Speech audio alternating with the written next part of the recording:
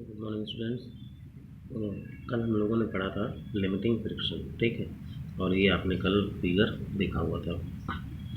आज हम लोग इसी पे आगे कुछ डेरिवेशन करेंगे। बेसिक्स है, देखो जैसे एफ एस मैक्स, यानी कि मैंने बताया था कि ये जो ब्लॉक है इसका वेट नीचे की तरफ और रिएक्शन ऊपर की तरफ according to third law of motion, ठीक है, और ये फोर्स फ्रंट साइड में और ये फ्रिक्शनल फोर्स बैकवर्ड डायरेक्शन में लग रहा है, ठीक है। तो अब देखो इसमें होगा क्या कि जो एफ एस मैक्स है यानी कि फ्रिक्शनल फोर्स है वो किसके डायरेक्टली प्रोपोर्शनल आ रहा है? Reaction force. किसके आ रहा है? रिएक्शन फोर्स के। फॉर एग्जांपल समझो friction force between the two surface according to law of limiting friction. Law of limiting friction क्या हुआ, वो डायरेक्टली प्रोपोर्शनल किसके आ रहा है? रिएक्टिविटी के, मीन्स ये जो रिएक्शन कर रहा है, ठीक। It always depends on the reaction that offered by the body. Surface में क्या किया, एक रिएक्शन अपवर्ड डायरेक्शन में लगाया है। तो एफ एस मैक्स और जैसे ही डायरेक्टली प्रोपोर्शनल साइन हटाया तो क्या हो जाएगा, डायरेक्टली प्रोपोर्शनल जब भी रिमूव होता है तो उसकी जगह पर एक कांस्टेंट आता है। क्या आता है? एक कांस्टेंट। और वो यहाँ पे कौन सा कांस्टेंट आया है? Mu S. क्या आया है? Mu S. ये देखिए म्यू एस, ठीक। F S max is equal to mu S into R. F S max is equal to mu S into R. अब इसका क्या मतलब है? इसको बोलते हैं कोफिशिएंट ऑफ स्टैटिक फ्रिक्शन। क्या बोलते हैं? Coefficient of static friction. अब देखो नेक्स्ट टॉपिक है kinetic friction. When the two bodies are in relative motion. Relative motion समझते हो? जैसे एक बॉडी ऐसे मूव कर रही है, दूसरी भी इसके साथ बी वेलोसिटी से मूव कर रही है, ए वेलोसिटी से और ये बी वेलोसिटी से। That motion is called the relative motion with other than the friction force between their contact surfaces is called kinetic friction. मतलब ये हुआ जब ये दो बॉडीज रिलेटिव मोशन कर रही हैं एक दूसरे के साथ, then the friction force between their contact surfaces, उनके बीच में कॉन्टैक्ट सरफेस में जो फ्रिक्शनल फोर्स लग रहा है उसे ही काइनेटिक फ्रिक्शन कहते हैं। अभी हम लोग आगे इसको और एक्सप्लेन करेंगे। तो यहाँ पे देखो वो कौन सा था? Static friction. यहाँ पे क्या है? Kinetic friction. तो F K is equal to, वहाँ पर म्यूअस था, यहाँ पे क्या हो जाएगा? Mu K means coefficient of kinetic friction. Coefficient of kinetic friction. ये देखो रिएक्शन फोर्स आर क्या है? Reactive force that offered by the body, और म्यू के क्या है? Coefficient of kinetic friction. याद रखना कि mu K means coefficient of kinetic friction less than coefficient of static friction. If a force F का formula क्या होता है? F is equal to M A. हमने अप्लाई किया एक बॉडी पर, ये देखो F is equal to M A, एक बॉडी पर अप्लाई किया। सच बॉडी एक्सिलरेट, पहली बॉडी क्या होगी? तो एक्सिलरेट हो गई। देखो ये रिएक्टिविटी अपवर्ड डायरेक्शन में, वेट सभी चीज़ का किस तरफ लगता है? In downward direction. और ये हो गया काइनेटिक फ्रिक्शन। तो अगर मैं पूछूँ नेट फोर्स याद रखना, नेट फोर्स तो वो क्या हो जाएगा? एफ माइनस एफ के। फॉर एग्जांपल एक बॉडी है, इस पर आप 10 न्यूटन लगा रहे हो फॉरवर्ड डायरेक्शन में, 5 न्यूटन बैकवर्ड डायरेक्शन में, तो नेट फोर्स कितना हो जाएगा? 10 माइनस 5। वही तो इसमें भी किया है, F minus F K. Net force is equal to M A. F बराबर एम ए होता है, एफ मतलब नेट फोर्स, तो F is equal to M A की जगह F minus F K is equal to M A, ठीक। और F के इक्वल टू किसके हो जाएगा? एफ के किसके बराबर है? अभी हमने पढ़ा म्यू के are. F K is equal to mu के आर, वैल्यू पुट कर दो तो म्यू के आर मतलब कि म्यू के और आर, देखना यहाँ पे समझना, एफ के बराबर तो हो गया म्यू के आर, और आर किसके बराबर? ये देखो आर हमेशा जो रिएक्टिविटी है सरफेस के द्वारा, और ये एम जी के बराबर होता है। क्यों?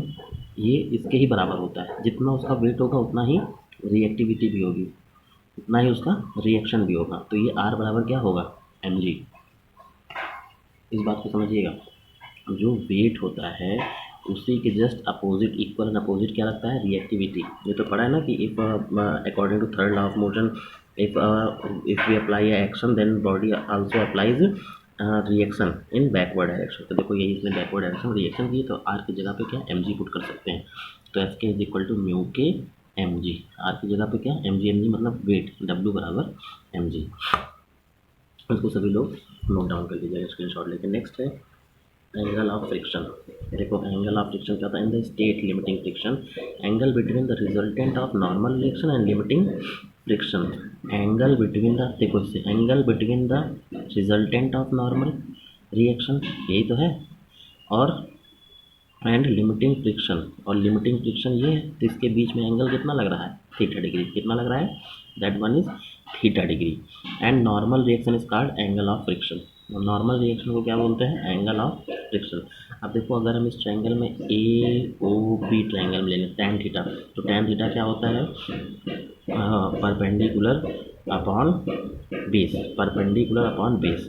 तो देखो परपेंडिकुलर क्या हो जाएगा, हमेशा एंगल के सामने वाली साइड परपेंडिकुलर, परपेंडिकुलर तो ए बी, बेस क्या हो जाएगा, ओ बी, बेस क्या हो जाएगा, बेस ही होगा, ये तो हाइपोटेन्यूज हो जाएगा, तो O B, A B upon O B, तो tan theta is equal to A B. और ए बी देखिए किसके बराबर है, ये तो रिजल्टेंट हो जाएगा, और ये किसके बराबर आ जाएगा, इसके बराबर, ये देखो ये इक्वल हो जाएगा, ठीक। तो tan theta is equal to, और ये किसके बराबर है, इसका तो नाम पता है ऑलरेडी, एफ एस मैक्स, देखो इसकी जगह पे F S max upon O B. O B ये क्या है, रिएक्शन, रिएक्टिविटी, तो upon R means tan theta का फार्मूला क्या हो गया, F S max upon are.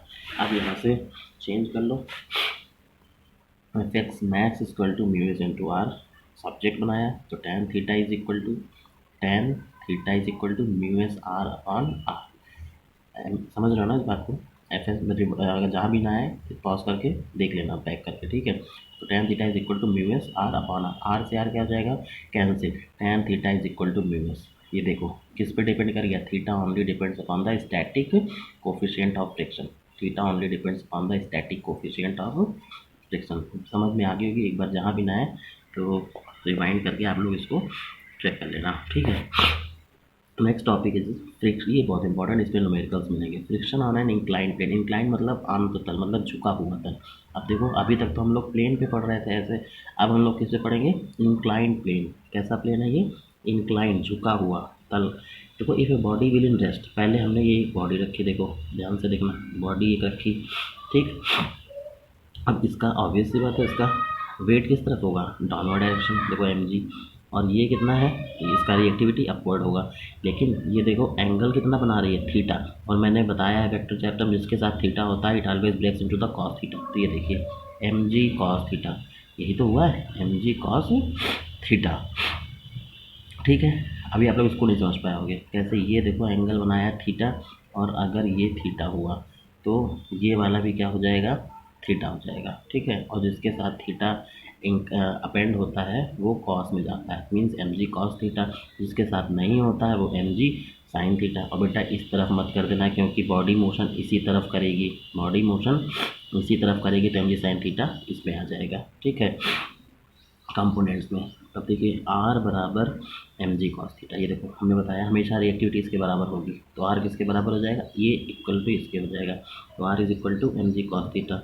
Next ये इसके बराबर होता है, forward is equal to backward force, तो F S is equal to M G sine theta. क्यों ये इसके बराबर है, क्योंकि अभी बॉडी ने मूव करना स्टार्ट नहीं किया है, अगर मूव कर जाती तो फिर ऑब्वियस सी बात है M G sine theta greater हो जाता और ये कम हो जाता, लेकिन अभी बॉडी रेस्ट में है, इट मीन्स जितना फोर्स फॉरवर्ड डायरेक्शन में लग रहा है उतना ही बैकवर्ड डायरेक्शन में, तो यहाँ पे दोनों की वैल्यू इक्वल है, एफ एस बराबर एम जी साइन थीटा। अब इक्वेशन 2 को डिवाइड कर दिया फर्स्ट से, तो देखिए M G sine theta upon cos theta is equal to F S upon R, 2 divide by 1 किया है, एम जी से एम जी कैंसिल आउट क्योंकि बॉडी सेम है, तो sine theta upon cos theta हमको पता है टैन थीटा होता है, tan theta is equal to F S upon R, यही फार्मूला आ गया, tan theta is equal to F S upon R. लेकिन ये कब आया, देखो यहाँ पे आया था tan theta is equal to mu S, जब हम लोग एक प्लेन पे मोशन कर रहे थे, एक हॉरिजॉन्टल प्लेन पे, लेकिन यहाँ पे tan theta is equal to F S upon R आ गया, वो किस पे अब कर रहे हैं, we always do motion in the inclined plane, झुके हुए तल पर,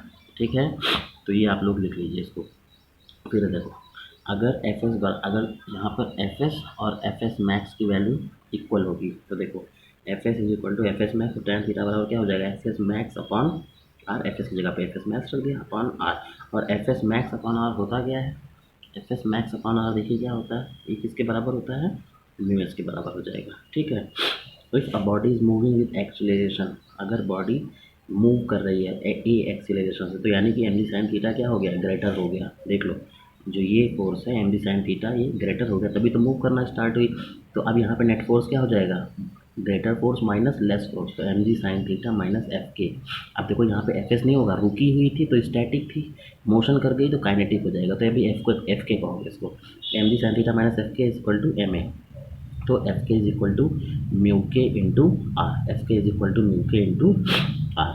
ठीक है, एफ के बराबर हमने पढ़ा है म्यू के इंटू आर, तो mu K M G cos theta. अब देखो यहाँ पे वैल्यू सारी पुट कर दो, M G sine theta minus F K बराबर क्या रखोगे, म्यू के आर। आर के बराबर एम जी क्यों रखा, ये वाला बेटा, आर के बराबर एम जी कॉस थीटा। तो आर की जगह पे M G cos theta put कर दिया, तो minus mu K M G cos theta is equal to M A, यही हमारी इक्वेशन है।